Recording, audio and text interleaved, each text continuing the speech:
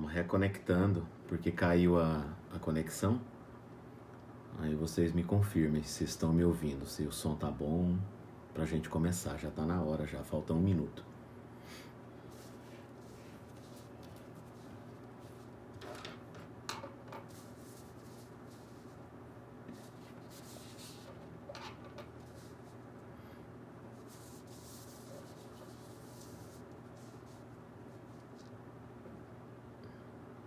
Boa noite. Falta 1 minuto.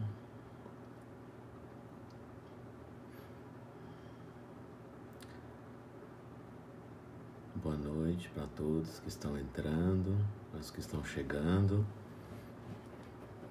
A gente vai começar.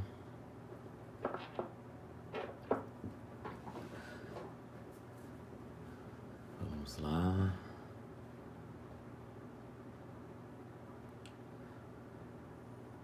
O som tá bom, né? O som tá bom, né, Mário? Ok. Então vamos lá. Boa noite, pessoal do Grupo Espírita Seara de Deus, que eu tive a oportunidade de conhecer pessoalmente em janeiro, quando eu estive em Recife. Eu sempre vou a Recife. Minha esposa é pernambucana e a gente, pelo menos 2 vezes por ano, passa por aí. E é uma alegria muito grande poder estar participando aqui das reuniões públicas, né, através da internet, já que estamos aí, a maioria de nós, pelo menos, em quarentena. Gostaria muito de agradecer aí a todos vocês que estão me recebendo aí dentro de suas casas e seus celulares, né?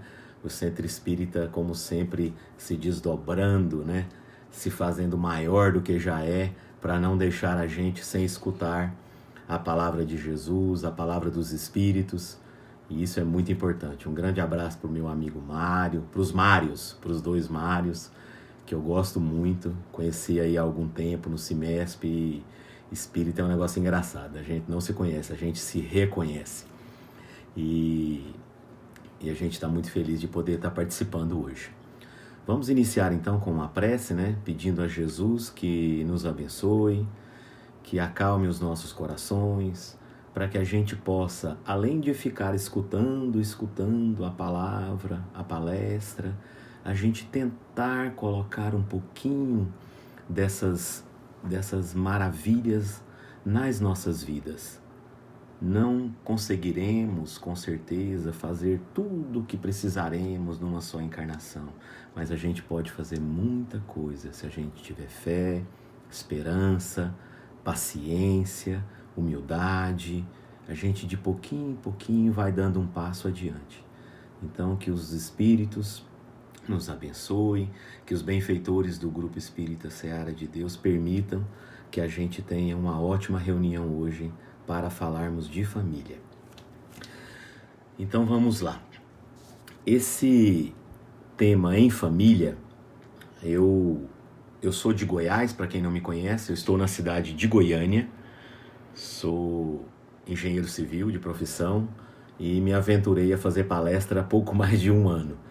Conheci o Espiritismo não como a maioria, né? Já conheci um pouco tarde e me apaixonei pela doutrina. No Espiritismo eu encontrei resposta para tudo, inclusive para entender a família, né? Essa relação tão complexa que às vezes a gente tem, de amor, de perdão, às vezes a gente fica com raiva, mas é o instituto mais importante no qual a gente pertence. E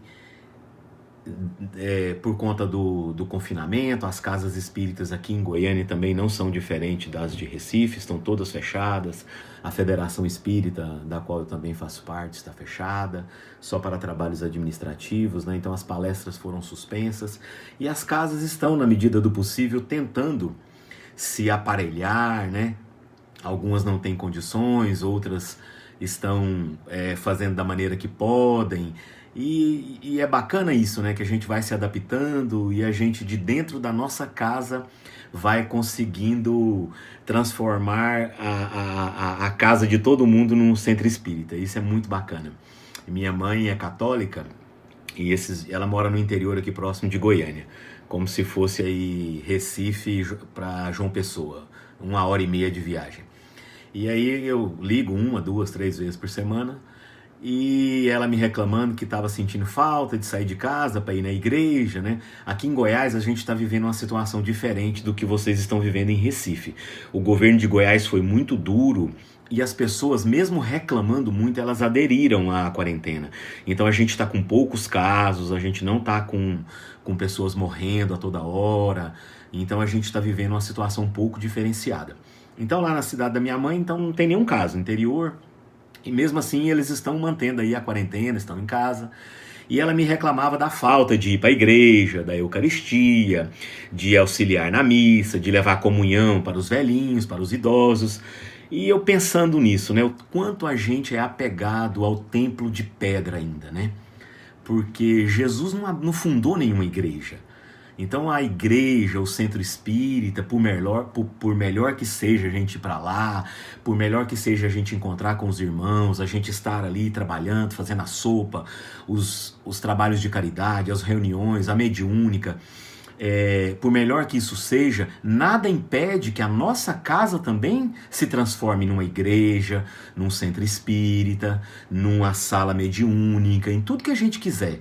E mais, eu digo, essa pandemia, eu acredito até que ela veio, né? A gente vai tentar falar um pouquinho dessa relação, para colocar muitos pingos nos is também, porque muitos de nós estávamos fazendo muito para fora e pouco para dentro de casa. A gente vai ler uma mensagem de Emmanuel para abrir aqui os trabalhos e ela fala muito disso. Quantos de nós ajudamos 100, 200 fora de casa e não ajudamos 4, 5 dentro da nossa casa? E dentro da nossa casa não é só pai, mãe, filhos e irmãos, temos os tios, os primos, né? Todo esse aglomerado que a gente chama de família. Então, é o momento da gente rever muita coisa, de que a gente está tendo essa oportunidade para poder ainda, dentro da reencarnação, a gente está praticamente reencarnando uma nova oportunidade para a gente resolver muita coisa que talvez o vucu-vucu, o corre-corre do dia a dia, a gente não faria. Então, eu disse para minha mãe, olha mãe, a sua casa também é uma igreja, o seu coração também é uma igreja. Então, como a gente não sabe quanto tempo isso vai durar, e eu não acredito que isso melhore do dia para a noite, não é uma chuva que vai passar e daqui 15, 20 dias a gente estará tudo ao normal de novo, eu não acredito, até porque o normal era tudo que estava errado, né?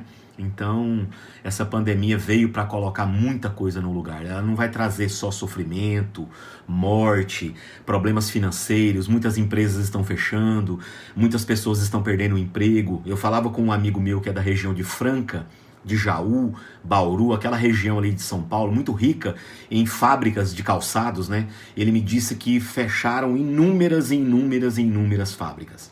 Então, assim, nós, principalmente nós espíritas, sabendo que ninguém morre, que somos imortais, que nenhuma pessoa vai desencarnar se não estiver relacionada com essa problemática, que não estiver sintonizada com isso, que a pessoa, que nós podemos, muito mais do que isso, podemos auxiliar vários centros espíritas aqui em Goiânia, eu acredito que vocês também devem estar fazendo isso. Eles estão fazendo trabalhos de caridade, doação de alimentos. Eu mesmo, toda semana, manda a propaganda do WhatsApp. A gente não precisa ajudar com 10 se não tiver condições, ajuda com uma cesta, ajuda com outra. Eu até falei, dando uma dica, né, porque algumas amigas minhas já fazem esse trabalho toda semana, não é de hoje que eles fazem essa caridade, a gente que é espírita sabe, eu sempre os ajudo, e dando uma dica para uma outra amiga, assim, olha, coloca um valor básico, assim, ó, 10, 20, 30, porque às vezes a pessoa não tem como doar 30 e 40, mas tem como doar 10 e ficará feliz em doar os 10. Então existem muitas maneiras legais da gente estar ajudando, mas precisamos nos preocupar principalmente com os que estão mais próximos, porque quando Jesus diz, lá no capítulo 11 do Evangelho segundo o Espiritismo, amai ao próximo como a ti mesmo, por que a gente não começa pelo mais próximo, que é aquele que está na nossa família? Então, vamos lá, já me apresentei. Eu vou ler aqui uma mensagem do livro Pão Nosso, que é o capítulo 117, que ele se chama Em Família, que é o título da nossa fala, do nosso bate-papo de hoje. Então vamos lá. Emmanuel sempre começa, esse aqui é um dos livros da coleção Fonte Viva, né? São 5 livros, esse é o número 2. Emmanuel sempre começa com algum versículo, na maioria das vezes do Novo Testamento, mas raros casos tem também do Velho Testamento. Então vamos lá. Em Família, capítulo 117 do livro Pão Nosso. Aprendam primeiro a exercer piedade para com a sua própria família e a recompensar seus pais, porque isto é bom e agradável diante de Deus. Essa fala está na primeira carta de Paulo a Timóteo, no capítulo 5, versículo 4. Agora vem um comentário de Emmanuel. A luta em família é problema fundamental da redenção do homem na terra. Como seremos benfeitores de 100 ou 1000 pessoas se ainda não aprendemos a servir 5 ou 10 dentro de casa? É o que eu falava agora mesmo, né? Eu tava eu peguei aqui a carona com Emmanuel. Esta é a indagação lógica que se estende a todos os discípulos sinceros do cristianismo. Bom pregador e mau servidor são 2 títulos que se não coadunam. Bom para falar, mas que não cumpre nada do que fala, que não usa nada do que prega, que não dá exemplo nenhum do que cobra dos outros, não, são 2 títulos que não combinam. O apóstolo Paulo aconselha o exercício da piedade no centro das atividades domésticas. Entretanto, não alude à piedade que chora sem coragem ante os enigmas aflitivos, mas àquela que conhece as zonas nevrálgicas da casa e se esforça por eliminá-las, aguardando a decisão divina a seu tempo. Conhecemos numerosos irmãos que se sentem sozinhos espiritualmente entre os que se lhe agregam ao círculo pessoal. A gente vai falar disso, da família corpórea e da família espiritual, da família consanguínea e da família espiritual. Eu vou voltar aqui esse parágrafo pra gente, porque ele continua na outra parte. Conhecemos numerosos irmãos que se sentem sozinhos espiritualmente entre os que se lhe agregam ao círculo pessoal por meio dos laços consanguíneos, entregando-se por isso a lamentável desânimo. São aquelas pessoas que não se dão bem com o irmão, com o pai, com a mãe, com o tio, com a tia, e às vezes com muitos da família, e são pessoas que vivem muito solitárias. É imprescindível, contudo, examinar a transitoriedade das ligações corpóreas. A gente reencarna e vive quantos anos? 90? Às vezes 80, 70, né? Então, olha a transitoriedade dos laços corpóreos, ponderando que não existem uniões causais no lar terreno. Chico Xavier falava disso, que o carteiro da terra erra de endereço, mas o carteiro do céu não erra de endereço, não. Preponderam aí, existem aí, por enquanto, as provas salvadoras ou regenerativas. Lembrando que a gente vive num mundo de provas e expiações. Está lá no capítulo 3 do Evangelho segundo o Espiritismo. Então, ou a gente está em prova, ou em expiação, ou os dois. Aí, se tiver algum missionário nos assistindo, esse não vem ao caso. Mas talvez até esse pede, né? Lá no Evangelho está descrito que alguns missionários pedem provas muito pesadas, que é o caso talvez até de Chico, né? De Divaldo. Ninguém despreze, portanto, esse campo sagrado de serviço. Nossa família, um campo sagrado de serviço. Por mais se sinta acabrunhado, parece até uma palavra do dialeto pernambucano, né? Acabrunhado na incompreensão. Constituiria falta grave esquecer-lhe as infinitas possibilidades de trabalho iluminativo. E às vezes a gente sai, vai para a África, faz doação com trabalho caritativo, trabalha nas ONGs que recolhem pessoas de rua, trabalha nas ONGs que recolhem animais, que cuidam de animais, mas não arruma a nossa cama, mas não conversa com o irmão, mas não ajuda dentro de casa, mas não lava um prato, não arruma seu quarto, não dá descarga no banheiro que usa. Constituiria falta grave esquecer-lhe as infinitas possibilidades de trabalho iluminativo. É impossível auxiliar o mundo quando ainda não conseguimos ser úteis nem dentro da nossa própria casa. Aquela em que a vontade do Pai, vontade até assim, né? É um termo muito educado dos espíritos, né? Aquela em que a vontade do Pai nos situou a título precário.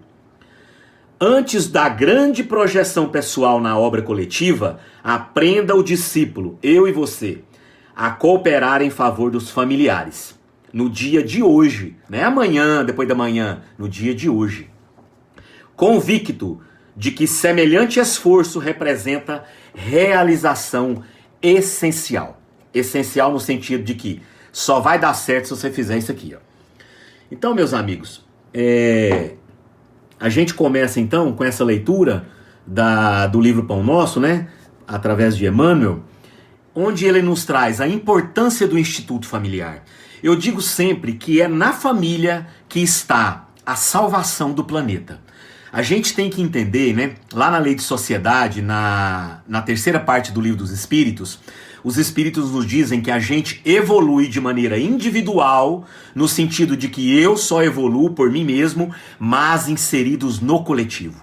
Não existe ninguém que tem todas as faculdades. Precisamos estar em contato, ensinando e aprendendo, recolhendo e doando. Não tem como. Por isso que o Livro dos Espíritos nos diz que se você for para uma caverna, se isolar numa caverna e não fizer nenhum mal, você não evolui.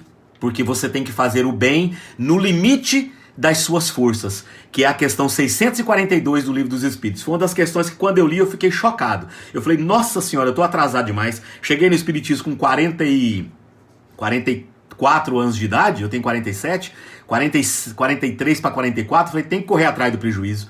Então, olha só, então não adianta a gente ir para uma caverna, para uma igreja, ficar ali ajoelhado, não adianta só isso. Isso é muito bom, a prece é confortadora, a prece nos tira de problemas, nos dá esperança, mas não adianta ficar só fazendo prece, a gente precisa trabalhar. Pôr a mão na massa, né? Ir à obra, não tem como. Então os espíritos nos dizem que se a gente fosse para dentro de uma caverna e não fizesse mal nenhum, não ia resolver nada. Nada. Porque inclusive seria um egoísmo da nossa parte.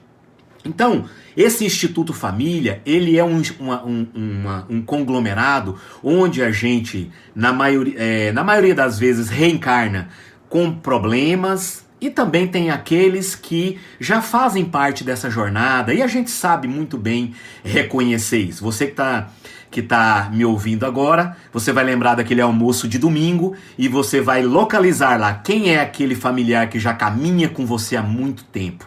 Que é aquele familiar que se ele pisar no seu pé, você pede desculpa para ele.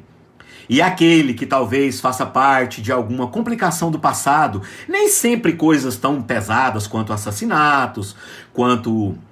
Lembrando que a gente tá sempre melhor do que já foi, né? Eu gosto sempre de dizer isso, mas assim, existem variados problemas. Estamos unidos por variados problemas. Então, existem aqueles que você também sabe, que tá lá naquele almoço de domingo, que se ele pisar no seu pé, você mata ele. Você arranca a peixeira e mata, né? Então, assim, se ele já passa meio longe olhando, você já pergunta o que você tá olhando pra mim, imagina se ele pisar no seu pé, conforme aquele outro que você ama, que você ainda pede desculpa pra ele. Então temos de tudo na família.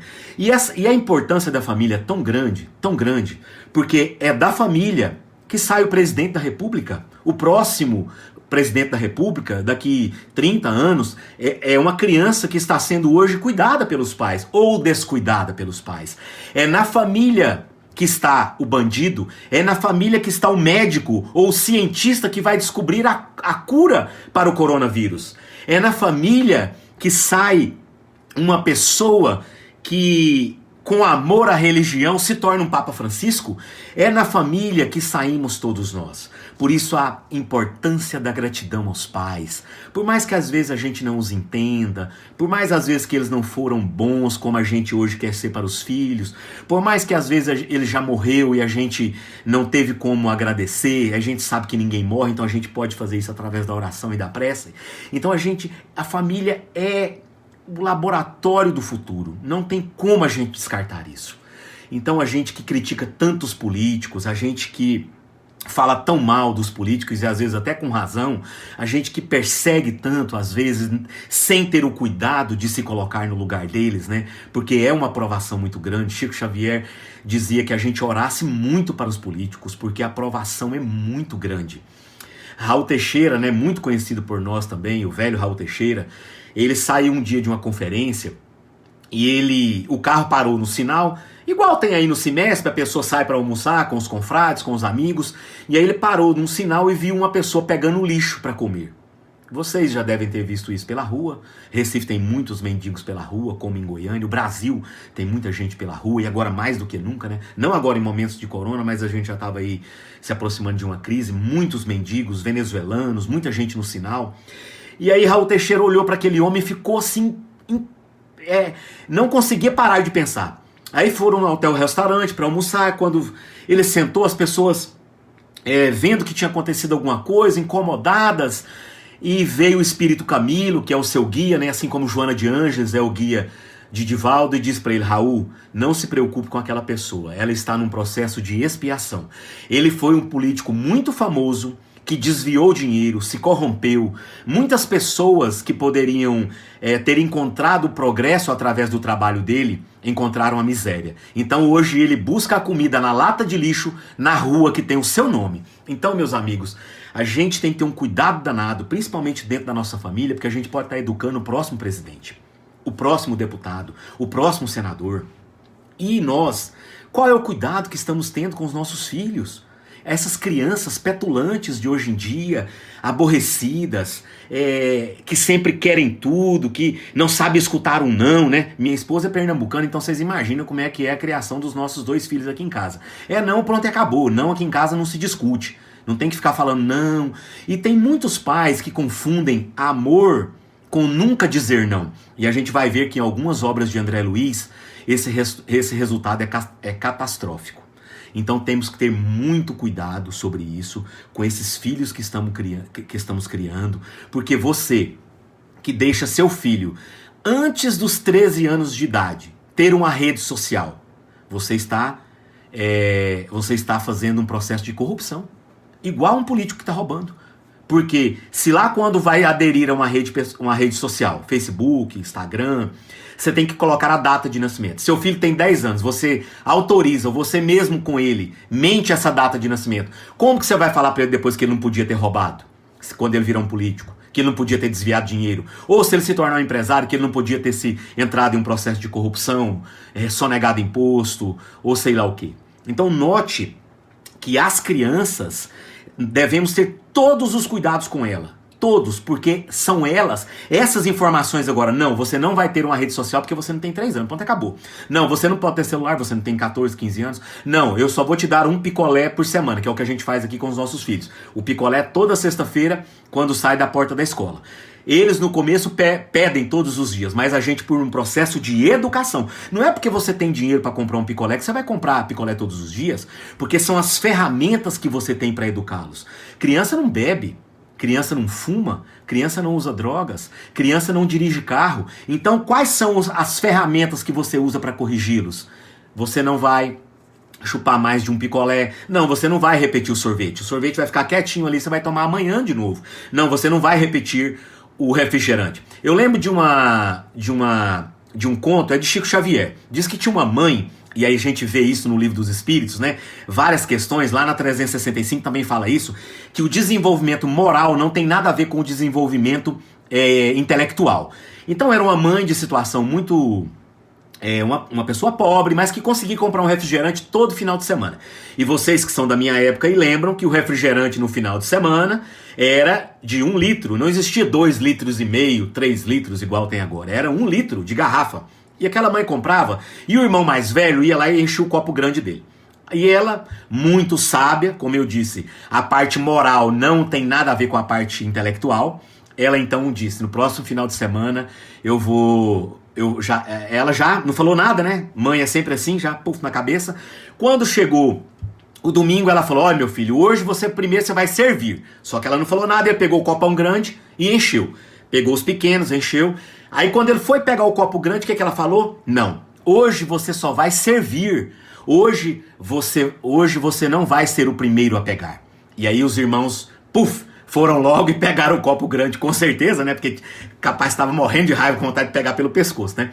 Como o Evangelho nos fala lá naquela passagem lá do rei que foi pedir conta para os súditos. Então, Note que essas lições na infância, a do refrigerante, a do picolé, a da rede social, elas são educativas. Porque aí quando seu filho quiser ir para algum lugar e ele tiver uma prova no outro dia, ou que o seu coração achar que ele não deve ir, você então ele vai te obedecer. Ele não vai te espancar, ou ele não vai sair sem olhar para trás, porque ele recebeu limites quando ele era criança. Então isso eu acho muito bacana.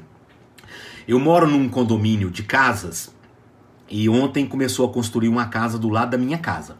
E a pessoa o dono dessa casa, toda hora ele vem no lote, né, que estão em processo de ligar água, ligar luz. E aí eu o conheci ontem. Ele já tinha vindo algumas vezes, mas ele entrava e saía e eu não tive a oportunidade de conhecer, tive ontem. E aí ele se apresentou, ele é um gaúcho que mora em Goiânia, conheceu uma goiana, e se casou e ficou por aqui, já tem mais de 40 anos. Ele tem 2 filhos homens. O filho mais novo dele é formado em Direito, e ele descobriu com 32 anos de idade, nas vésperas do casamento, que esse filho usava drogas sintéticas, drogas pesadas, não era maconha.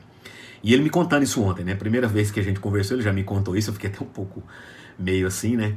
Mas ele me falou uma coisa que me chamou muita atenção, e a gente espírita tem que ter um pouco mais de cuidado com isso, porque nós temos uma luz a mais do que as outras religiões. Ele me falou assim: eu dei tudo para esse filho, ele não tinha o direito de fazer isso comigo, eu sempre trabalhei, nunca deixei faltar nada. E eu pensando na minha cabeça, eu não poderia falar isso para ele, porque eu ainda não tinha intimidade, mas será que eu dei tudo para ele, principalmente quando ele era criança, não é justamente o motivo por ele hoje estar nas drogas? Será que eu nunca deixei faltar nada para ele? Nunca deixei meu filho ter nenhum tipo de responsabilidade? Eu vou dar tudo que meu pai não me deu? Será que não é justamente isso que está fazendo com que a gente perca os nossos filhos? Para as drogas, para o suicídio, para bebida e para também não fazer nada? Porque quantos jovens não trabalham, né? Quantas pessoas tem... Você pega pessoas jovens aí de 20, 30 anos, eles não sabem ir na loteria pagar uma conta. Sabe fazer tudo no celular, não sabe conversar com outra pessoa. Então temos que ter muito cuidado com os nossos filhos, porque eles são o futuro do planeta. E ele ainda me disse assim, e eu tentando, né, eu sempre... a missão dos espíritos, tem que divulgar o evangelho e a reencarnação. E eu tentando chegar, ainda não dei conta, mas ele não deu oportunidade. Qual a religião do senhor? Eu sou católico, eu não saio de dentro da igreja. Eu sou muito caridoso, eu dou muita cesta. Aí eu perguntei assim, dessas cestas que o senhor dá, o senhor leva quantas para as pessoas pobres? O senhor e o seu filho, pessoalmente? Não, eu não tenho tempo para isso. Aí eu fiquei calado. A gente vai, aos poucos, a gente vai, né, cutucando. E aí ele me disse, não, mas a gente lá em casa, nós somos muito próximos. Eu perguntei, mas e a proximidade de Deus? Não, nós somos muito próximos de Deus. Como assim? Não, a gente faz novena lá em casa, reza direto, a gente é muito próximo de Deus. Aí eu peguei e falei, deixa eu te falar uma coisa. Tem uma passagem, eles atribuem ela a São Francisco de Assis, mas não é. Se você na internet, você vai achar. Procurei Deus e não encontrei. Me procurei e não me encontrei. Procurei o próximo e achei os 3. Então olha que frase bacana, né? E eu ainda falei isso pra ele, né? Ele ficou meio assim, eu falei, olha, aproxima seu filho de alguns trabalhos assistenciais. Nesse momento ele não tá precisando exercer a profissão dele. Ele está internado numa clínica e mais pra frente eu dou notícia desse caso. Vamos lá tentar falar um pouquinho aqui das famílias, né? Quem são nossas famílias? No capítulo 4 do Evangelho segundo o Espiritismo, que é o capítulo Ninguém poderá ver o reino de Deus se não nascer de novo, que é aquele encontro lá no Evangelho de João, no capítulo 3, de Nicodemos com Jesus. Nicodemos, que era um doutor da lei, um príncipe dos judeus, um senador, foi atrás de Jesus de noite para perguntar algumas coisas para Jesus, né? Mestre, você deve ser mesmo, né, um filho de Deus, porque fazer o que você faz. E Jesus fala aquela famosa frase para ele, ninguém poderá ver o reino de Deus se não nascer de novo. E nós espíritas sabemos que isso literalmente é isso mesmo. Nós só chegaremos nos planos superiores depois de morrer e renascer, desencarnar e reencarnar várias e várias vezes até a gente estar à altura, né, desse reino dos céus, né? E aí Jesus vai falar que os espíritos, né, vão dizer, né, que a reencarnação fortalece os laços de família. Se você teve 100, 200 reencarnações, você não terá 100, 200 pais quando você voltar para o plano espiritual. Não é assim que funciona.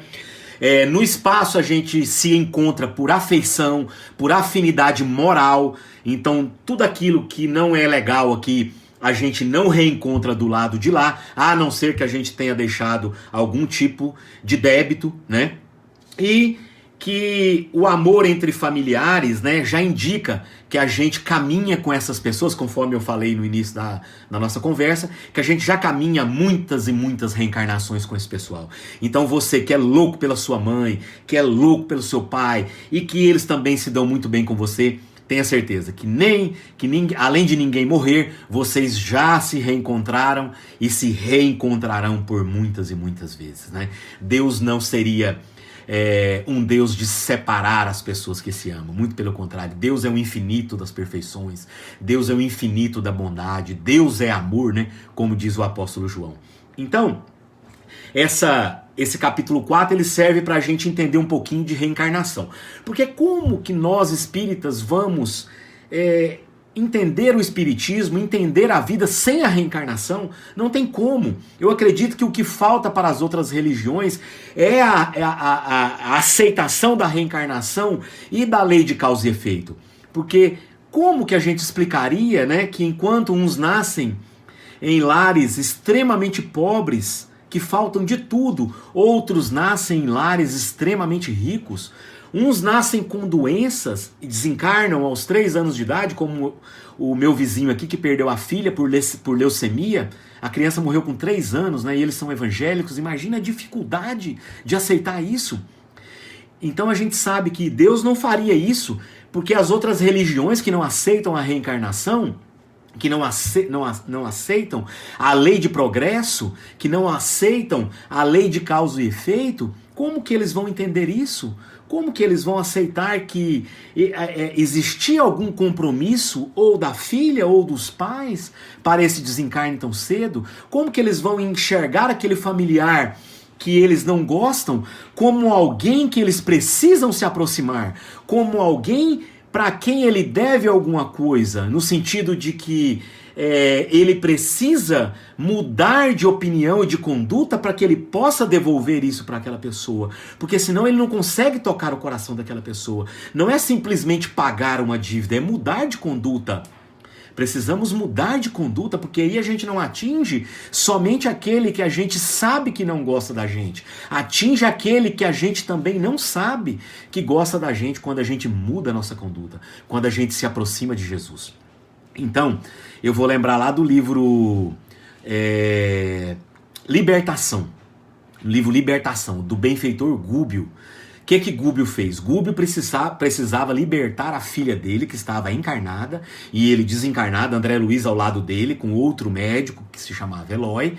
Eles então vão para A história é longa, eu vou contar só o final, porque eles passam pelas trevas para poderem conhecerem um espírito que domina nas trevas, do qual ele depois vai ajudar a resgatar. Mas primeiro ele vai para a sua filha, que esse espírito tem lá os seus guardiões que estão movendo um processo de obsessão muito grave contra ela. E 3 espíritos chefiavam essa obsessão. E o chefe maior deles se chamava Saldanha. Ele, quando o Gúbio se apresenta para ele e começa a ganhar ele ali na amizade, e ele começa a rodear tudo que ele, para descobrir o que, para ele contasse para Gúbio, já sabia de tudo, o espírito superior poderia inclusive libertar a sua filha daquele processo de obsessão, mas não ia adiantar nada, porque ele precisava também mudar o psiquismo dela, e tudo isso acontece durante o desenrolar do livro. Mas o que eu quero contar? Gúbio então se aproxima daquele homem, e ao invés de pedir alguma coisa para ele, ele faz. Ele, depois que ganha a amizade dele, ele descobre que a esposa e a nora, que já haviam desencarnado, a nora inclusive por suicídio, estavam obsediando o filho, que sofreu um processo injusto e foi preso, e a sua filha foi jogada como empregada doméstica, não recebia nem salário, dentro da casa da própria filha dele, da Margarida. E aí, ele faz um negócio tão bacana, que ele convida Saldanha para ir até onde ele estava lá na prisão. Ele acolhe o filho de Saldanha, ele consegue libertar aquelas duas obsessoras, os espíritos vão e levam elas para os processos de tratamento do plano espiritual. Aquele espírito fica extremamente grato a Gúbio, ele se desmancha, porque ele estava perseguindo Margarida por conta que o pai dela havia movido esse processo contra o filho dele, que foi preso injustamente. Ele já havia desencarnado, mas a mãe e a esposa não. Então o pai de Margarida causou um estrago na vida da família dele. Mas aí ele, com o Gúbio, vai, ele vê o filho liberto, depois ele vai lá influenciar o juiz para que ele repense aquele caso, porque ele foi acusado, e o juiz tinha um não sei o que na cabeça para poder rever aquele caso. E aí então, depois de tudo isso feito, quando ele deu, por isso que Jesus fala lá no Atos dos Apóstolos, né, que há muito mais alegria em dar do que em receber. Depois de tudo isso feito, ele então vai lá junto com Margarida e olha para Margarida e fala para Saldanha: essa é minha filha. E aí ele criou o quê? A autoridade moral para pedir a libertação dela.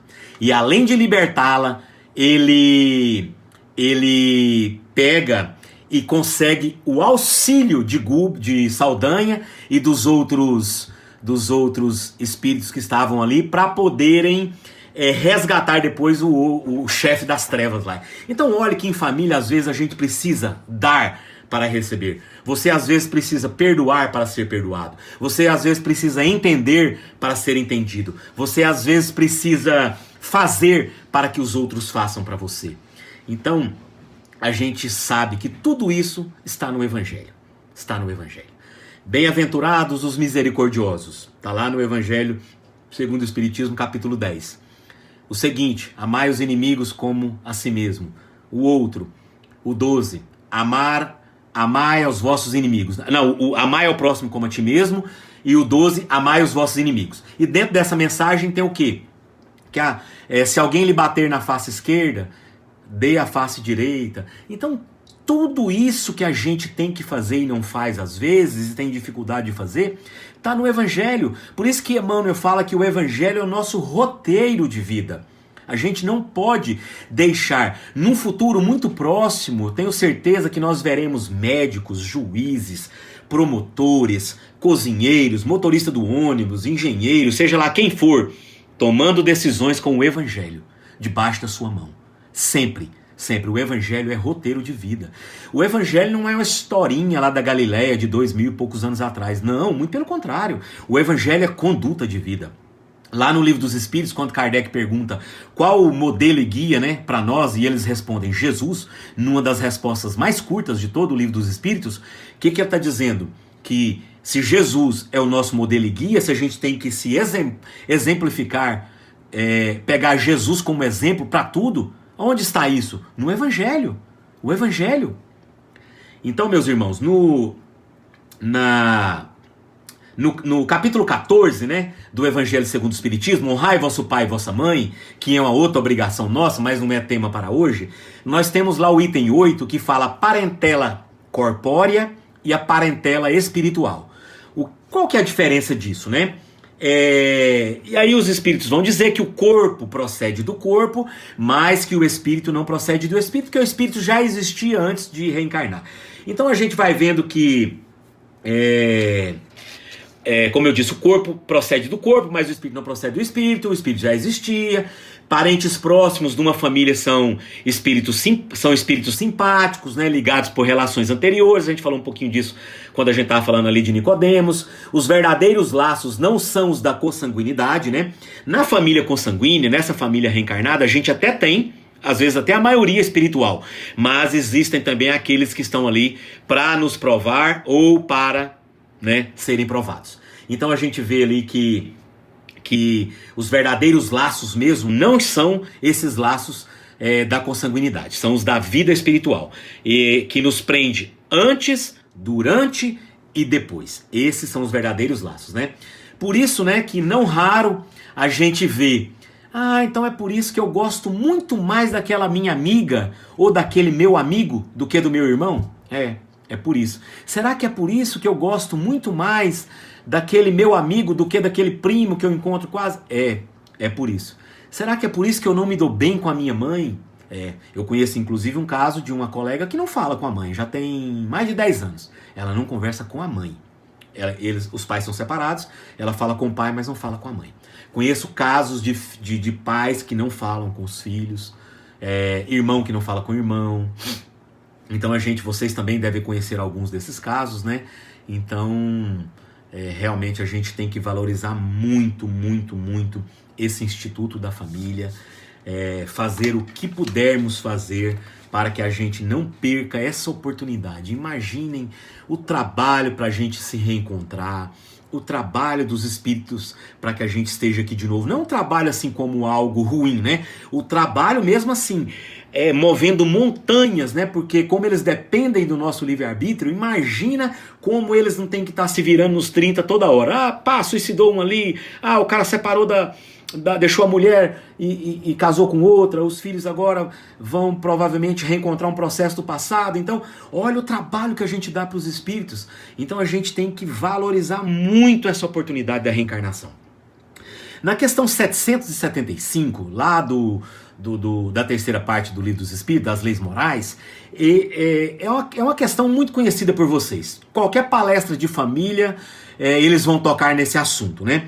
Qual seria para a sociedade o resultado do relaxamento dos laços de família, do afrouxamento dos laços de família, se a gente não desse mais valor nessa relação de pai, mãe, irmãos, independente do formato da família, porque hoje a gente não tem só pais heterossexuais, também temos pais homossexuais, também temos filhos sendo criados por avós, a mãe que desencarnou, né, lá na escola dos meus filhos, a mãe que estava para dar à luz não sei se era trigêmeos, eu acho que era trigêmeos. Ela desencarna, 2 crianças morrem e uma fica. Ficou o pai e essa criança. E aí, me parece que uma das avó paterna, se eu não me engano, ajuda a cuidar. Então, olha como existem vários formatos de família, né? Então, estamos falando de todos eles. Até porque espírito não tem sexo. Então, vamos lá. Qual seria, então, para a sociedade, se acabasse essa formação de família, se fosse cada um por si? É uma das respostas mais curtas do Livro dos Espíritos, mas uma das mais profundas. O relaxamento dos laços de família traria a recrudescência do egoísmo, o aumento do egoísmo, a dominância do egoísmo. Por que Kardec deu uma resposta tão curta, né, eu imagino? É porque em todo o Livro dos Espíritos, para quem estuda o Livro dos Espíritos, ele vai falar o tempo todo que a causa do mal está no egoísmo. Todo mal que você for estudar, na raiz de todos os males está o egoísmo. Não basta a gente olhar que a gente vê, basta a gente querer. Basta a gente querer.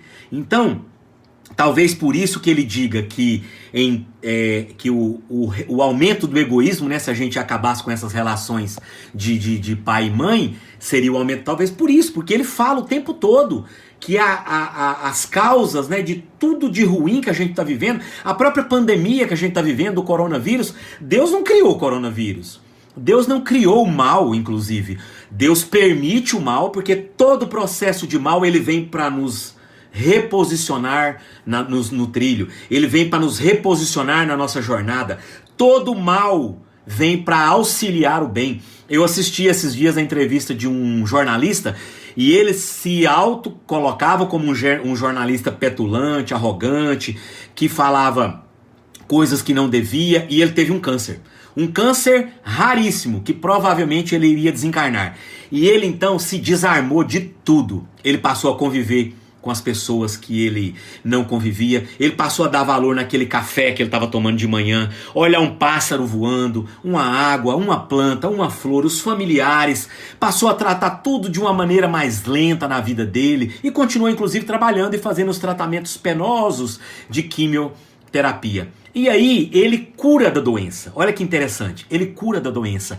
E ele disse que se ele pudesse não ter passado por aquele câncer, se ele pudesse escolher, ele disse que ele escolheria ter passado, porque tudo que ele precisava era daquela doença. Aquela doença fez ele reviver. Ele disse que aquele jornalista não existe mais, ele enterrou ele, que existe uma nova pessoa.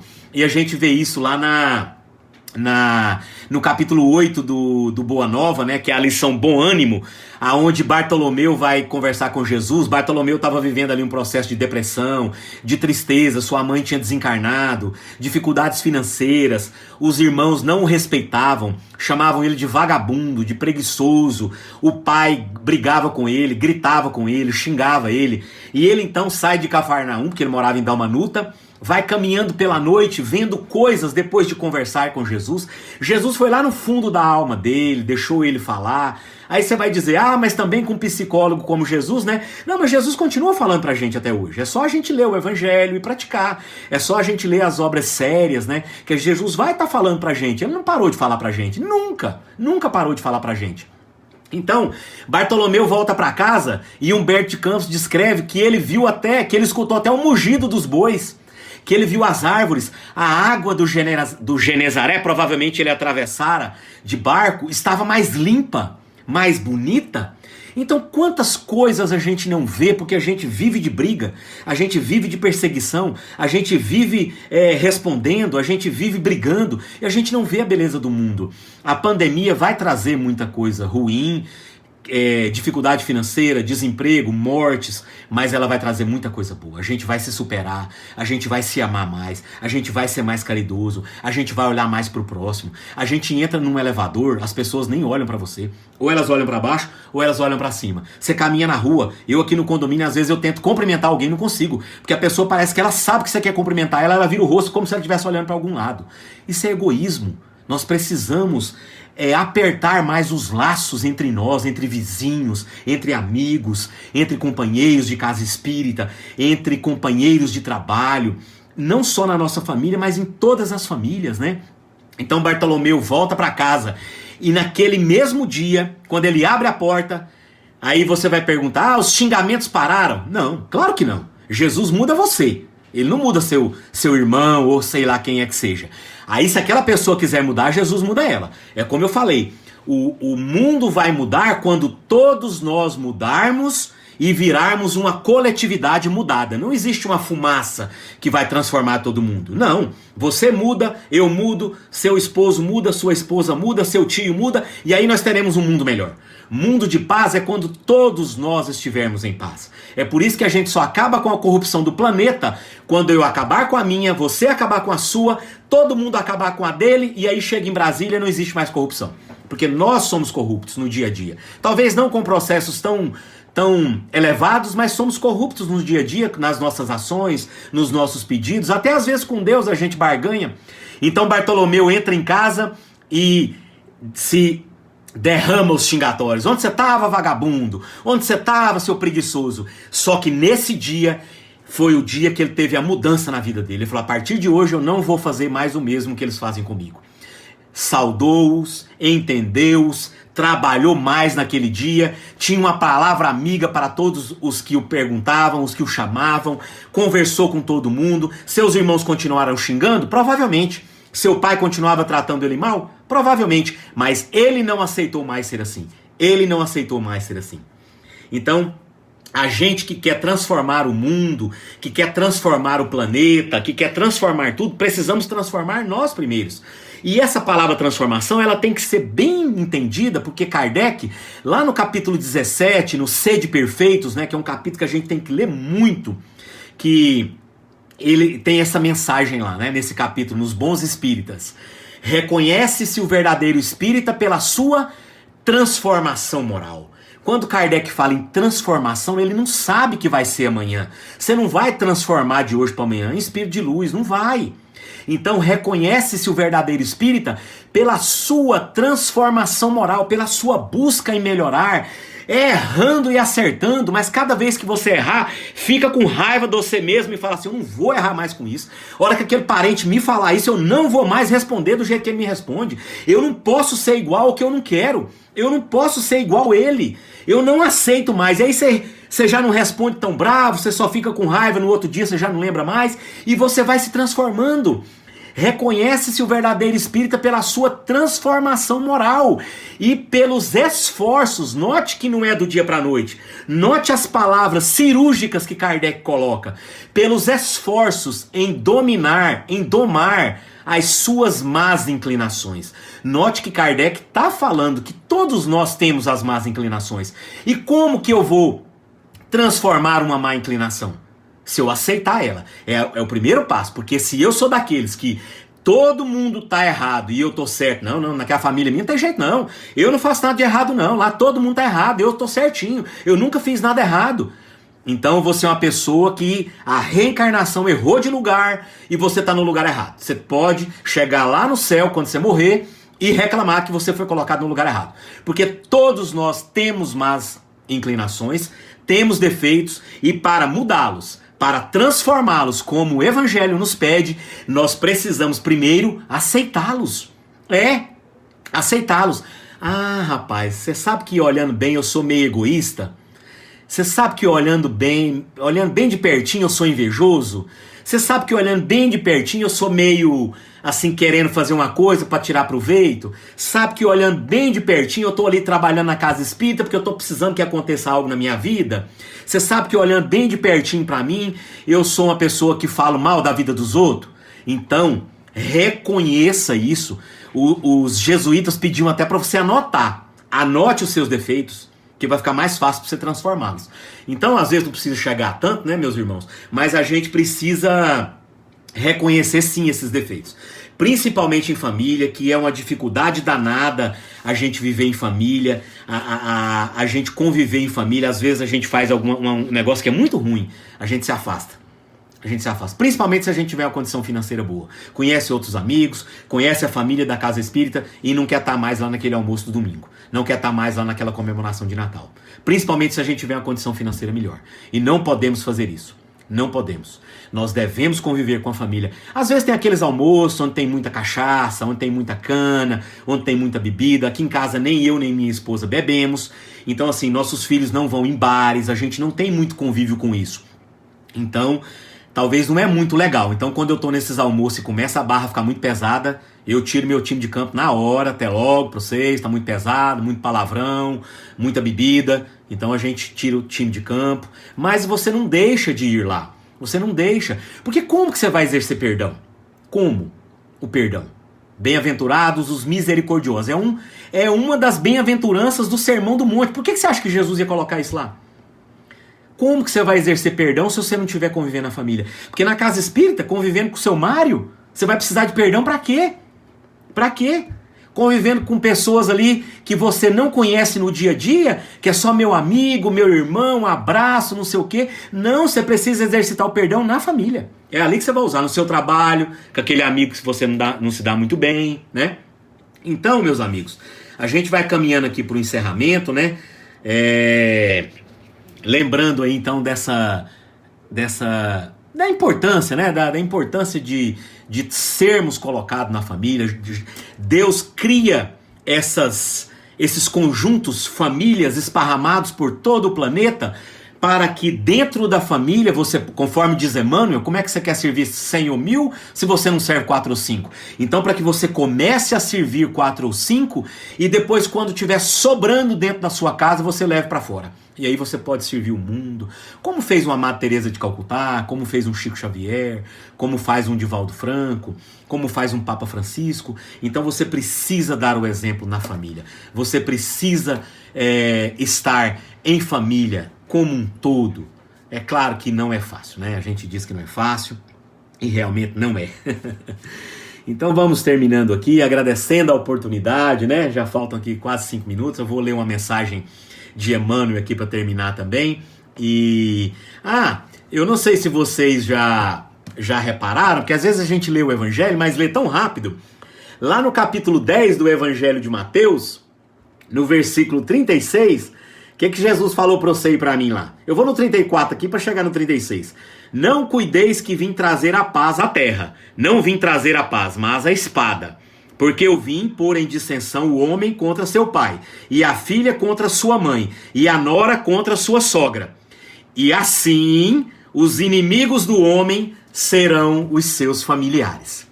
É a mensagem de Jesus, não é minha não, viu? Então vamos aqui caminhando para o encerramento, agradecendo muito ao Seara, né? Aos amigos aí do Cimesp. Eu não sei quantos estão nos assistindo aí, mas eu já conheço uma galera daí do Cimesp, que se transformam em nossos irmãos. Obrigado ao Rafael, né, que está fazendo parte aí do grupo de vocês, esse mineiro que está virando pernambucano, meu amigo também, que eu conheci antes dele ir morar em Recife, que me convidou aqui para essa reunião de hoje, para essa palestra de hoje. E a gente fica aqui à disposição, quando precisarem, é só chamar aqui o Goiás, que o Goiás está ligado. Tá bom, meus irmãos? Então vamos lá. No livro Coragem, né, de autores diversos, de Chico Xavier, nós temos uma mensagem de Emmanuel.